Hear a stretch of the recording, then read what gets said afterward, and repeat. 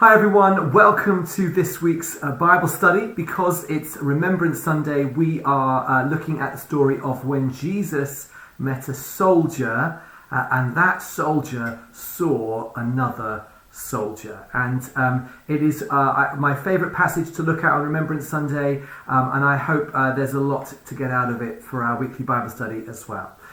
Just a quick question to get you started. So we're going to be kind of Remembrance Sunday themed, but also we're going to be looking at this passage as well, seeing what we can learn from it. So here's a question, just to get you talking, thinking in your household, in your group, in your home group or your stream as well. What's your relationship to the military? What's your relationship to the military? You may not have much of a relationship to the military, that's absolutely okay, but maybe you've served, maybe someone in your family has served, maybe you're a conscientious objector, that's absolutely fine. You're a strong pacifist, that's okay too. So just take a minute or two, you can pause and then you can hit play again when you're ready to go, and just spend a minute or two asking yourselves the question, what's your relationship to the military?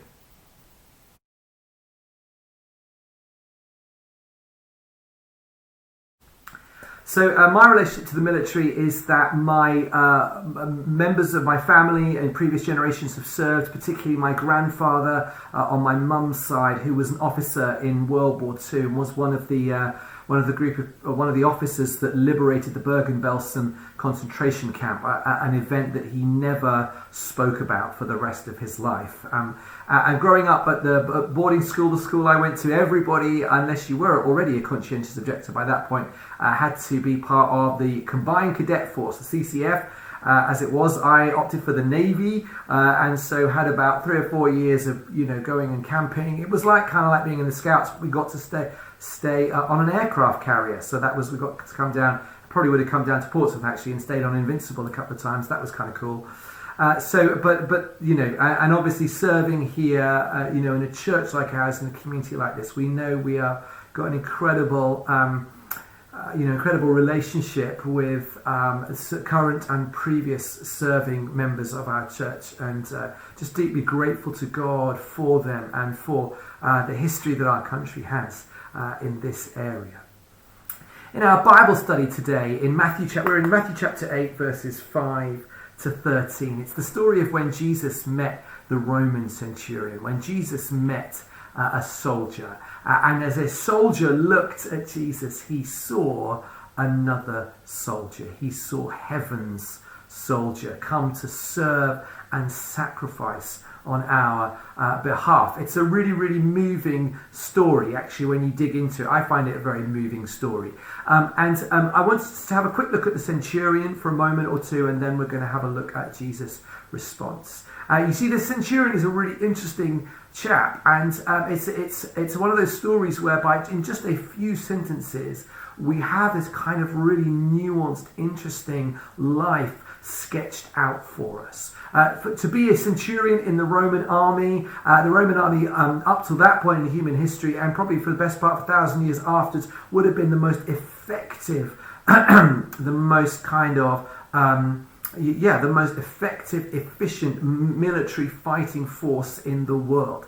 The UK, as it is today, nearly 2,000 years later, still owes a certain amount of the life that we have today to the Roman army, to the roads that they built, to the peace that they generated, albeit under the boot, as it were, and for the fact that the gospel could spread through the Pax Romana, through the roads, the ports. The peace that they established meant that the gospel spread all the way out here. So we have roads like the A3. We used to live along Watling Street in Kent, the old A2 as well, the old Roman road there. And our life as a country today, even though it's kind of under the surface, is still shaped by the presence of the Roman Empire and the Roman army. So that's kind of amazing. So you would imagine this guy, he would be a big, tough guy in charge of 100 soldiers. He would have had to be a strong, tough man. He would have had to participate in Roman kind of worship ceremonies. We have no idea whether he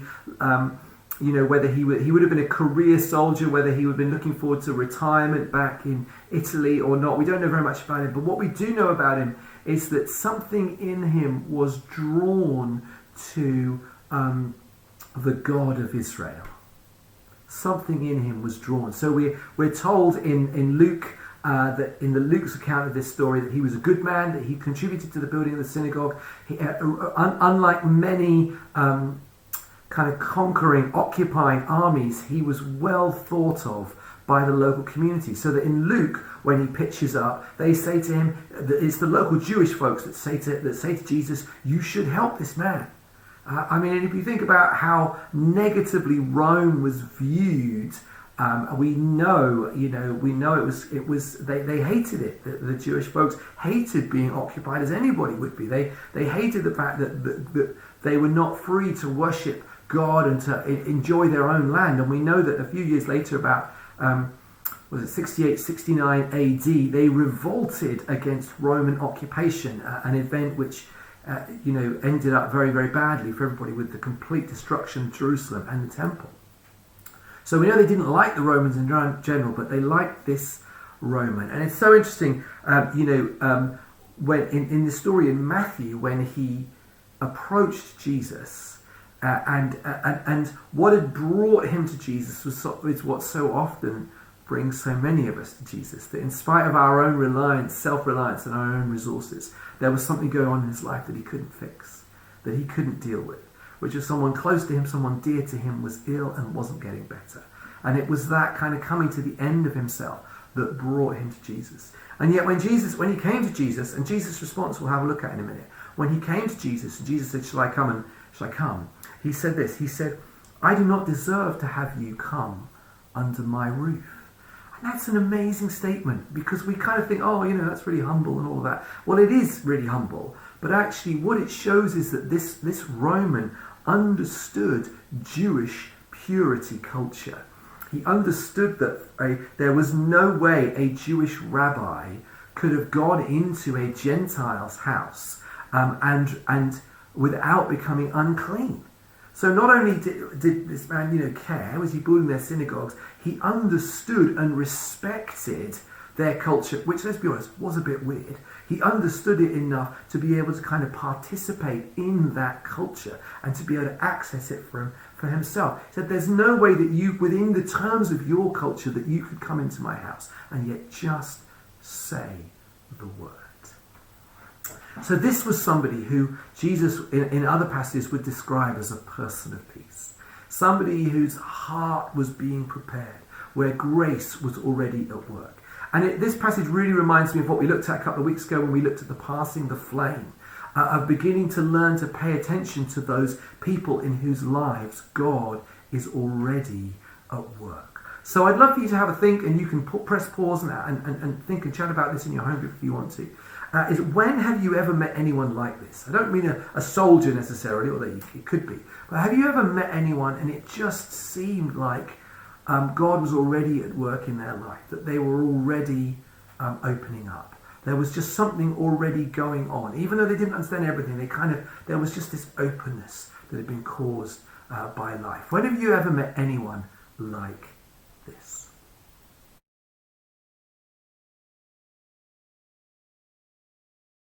So I want to briefly just finish by touching on Jesus' response in this passage. And the first thing I want to just remind you of is, what did Jesus do when he met this centurion? He asked a question. And again, we touched on this a couple of weeks ago with our Passing the Flame Bible study. And I said, when we find ourselves in unexpected situations where it seems like God is already at work, something's going on. Very often we feel a pressure to have answers. And yet so often Jesus just, to begin with, just asked a question. His question was, shall I come and heal him?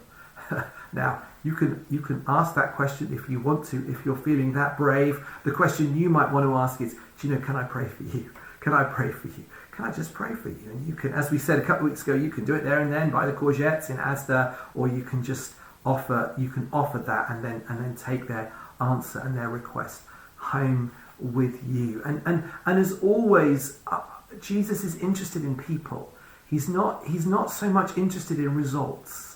He is interested in results. He's interested in, the exciting thing that happens next. But actually, he's interested in people. It's the personal response. He wants to know what's going on in this man's life. And that's really important, because being interested in people, as we saw a couple of weeks ago, very often means needing to be able to slow down and show that we're interested and that we care about people. And so, but his question generated this incredible response of faith from the centurion. This response where the centurion looked at Jesus and saw another soldier. And what is I really love about this story is it offers us a different perspective on Jesus from the ones that we normally take. We see a soldier saw Jesus and saw someone like him. He saw a heaven's soldier who was somebody under authority, under the authority of the Father, and yet who carried and bore that authority within himself. Who, when he spoke, things happened. When he spoke, there was power there was authority there by the power of the Holy Spirit.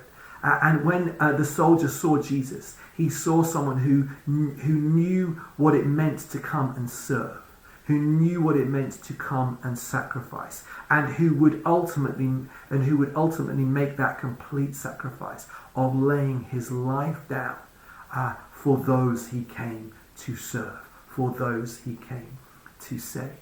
And we don't often think of Jesus this way. You know, people have different visions of Jesus, and yet there is something really powerful about that image of Jesus as heaven's soldier. And certainly Jesus didn't kind of go, oh no, that's not right at all. You know, I'm far more of an outlaw. I'm far more of a revolutionary. You know, I'm more Che Guevara than I am He didn't reject it at all. In fact, he was kind of blown away by it.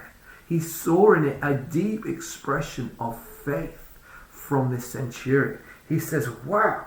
He said he was amazed. And he said to the whole crowd, I wish that the people of Israel, God's people, had as much faith as this man has. This man that sees me in a different light and understands the authority that I carry and trusts that I can simply speak. And that's the second thing I think we see about Jesus. Is Jesus is a soldier, as heaven's soldier, but Jesus is the person who carries authority. And his authority is expressed in speech, in what he says. Like the centurion, when the centurion says, do this, do that, it gets done. Because if you don't do what your centurion tells you what to do, then, oh boy, are you in trouble. And in Jesus, he saw someone who carried even greater authority. Someone who had the whole of the resources of heaven on his behalf. Somebody who could simply speak, and it was done. I mean, next week we're going to look at the calming of the storm. That's one of the most amazing examples of that, speaking to nature itself and reshaping it, just speaking the power of his words. And I'll probably mention this on Sunday. It's a little bit of a joke, but as we're going back into lockdown this is the first example we have of remote ministry. Jesus didn't even have to be in the same room as somebody simply to speak and for the healing to come to them. So anybody that doesn't believe in remote ministry, doesn't believe you can do it over the internet like that, well, they need to go and read their Bible again. That's all I have to say on the matter. So I want us to, just as we finish, I want us to spend some time perhaps just in prayer, just recognizing again the authority of Jesus and his authority to speak powerfully to us. He spoke to the centurion's servant, go, let it be done just as you believed it would. And we're told that the servant was healed at that very moment. And I wonder what you would like Jesus to speak to you. Maybe there is an issue of healing that you need, but maybe it is far more about peace, about strength, about comfort, about encouragement. And so that's, you can answer this question if you want to in a group, or you can just spend some time quietly thinking about it now. Is what if Jesus has the power to speak and he speaks with authority? What would you like him to speak to you today? Once again, you can hit pause and you can spend some time reflecting on that, and then that will be the end of this week's Bible study. Thank you so much as always for joining in, and we're going to continue praying for each other during this second period of lockdown, and next week we'll be getting back into having a short series for our Be Well 2020, and I'll look forward to seeing you then. God bless you.